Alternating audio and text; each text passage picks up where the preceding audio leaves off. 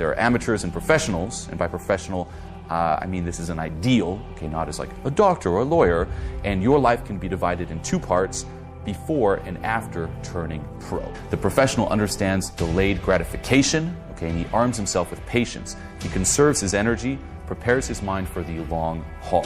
Okay, it's a marathon, not a sprint. A professional seeks order. Okay, he eliminates chaos from his world in order to banish it from his mind. Now, obviously, there's always going to be a certain amount of chaos, but limit it. A professional demystifies. Okay, a pro understands that all creative endeavor is holy, but doesn't dwell on it. Okay, he knows that if he thinks too much about it, it'll paralyze him, and this is what an amateur does. Over-glorification and preoccupation with the mystery. It's like thinking about, oh, where does this art come from? What about the art? And they kind of get lost once again in that little mental world instead of doing something. A professional acts in the face of fear. Okay, the amateur believes that he must first overcome his fear, then he can do his work.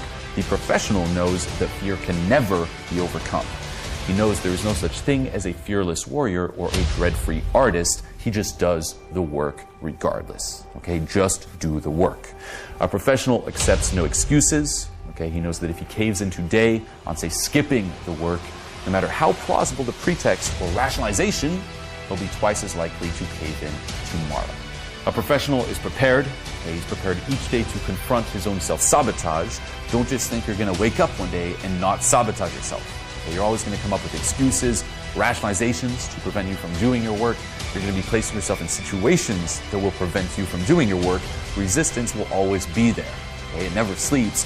Be prepared. A professional distances himself from his instrument, meaning his person, his body, his voice, his talent, the physical, mental, emotional, and psychological being he uses in his work.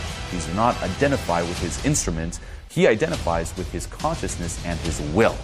We make up our minds to view ourselves as pros, and we do it. Okay, simple as that. Just start being a pro now.